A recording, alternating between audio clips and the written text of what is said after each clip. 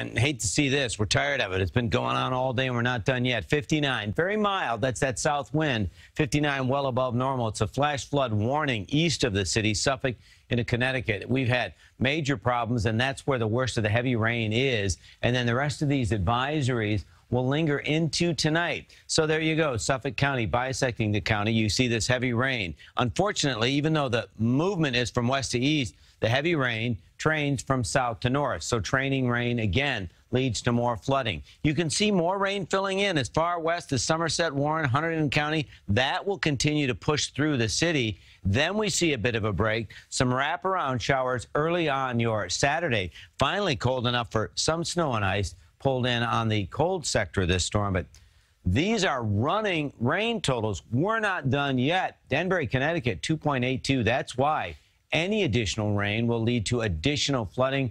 Armonk, Nanuet, 2.6. Even in the city, flirting with 2 inches.